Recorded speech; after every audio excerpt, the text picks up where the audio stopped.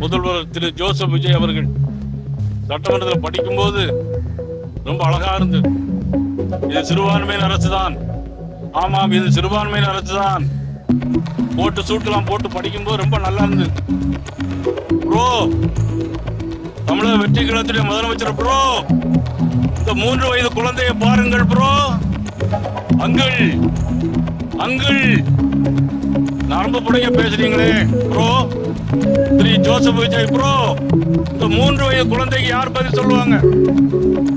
பெரம்பூர்ல 7 வயது படிக்கிற மாணவி யார் பதில் சொல்லுவாங்க? சொல்லுங்க bro. Joseph Vijay bro MLA வர்றார், மிரட்டுறார். யாருடைய ஆட்சியில் எத்தனை நாள் உங்களுடைய ஆட்சி தாங்கும்? மக்களை பத்தி கவலைப்பட வேண்டாமா? மக்களை பத்தி உங்களுக்கு கவலை இருந்தால் சட்டம் ஒழுங்கு சரியாக செய்திருப்பார்களா இல்லையா? எவ்வளவு பெரிய மன கஷ்டம். எல்லார் வீட்டிலும் பெண் குழந்தைகள் இருக்கிறது. 3 வயது பச்சிள குழந்தை. இதற்கு காரணம் போதைப் பொருட்கள். சட்டம் ஒழுங்கு சரியில்லை, காவல்துறை சரியில்லை.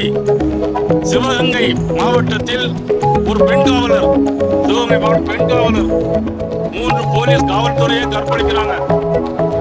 சொல்லுங்க bro. Bro Joseph Vijay bro, காது கேட்கிறதா உங்களுக்கு? திருச்சி ஜோசப்க்கு நன்றி அறிவிப்பு சொன்னீங்களே, நன்றி அறிவிப்பு சொல்லும் போது நரம்பு புடைக்க பேசுறீங்க. ஒரு முதலமைச்சர் நன்றி அறிவிப்பு சொல்லும் போது என்ன சொல்ல வேண்டும்? இதற்கு யார் பதில் சொல்கிறார்கள்? பக்கத்தில் தானே இருக்கிறது. 18ஆம் தேதி நீங்கள் சட்டமன்றத்தை துவக்க இருக்கிறீர்கள். 18ஆம் தேதி பாரதிய ஜனதா கட்சியுடைய சார்பில் சென்னையிலே இதை கண்டித்து மாபெரும் ஆர்ப்பாட்டம் நடைபெறும். இது கட்சி பாகுபாடின்றி, மத பாகுபாடின்றி, இன பாகுபாடு அனைவரும் கலந்து கொள்ள வேண்டும் என்று அன்போடு கேட்டுக் கொள்கிறேன். இது மாதிரி விஷயங்களை லேசாக விட்டுவிடக் கூடாது. இந்த ஆட்சி ஒரு விஷ கிருமி. இந்த முதலமைச்சர் முதுகெலும்பில்லாத முதலமைச்சர்.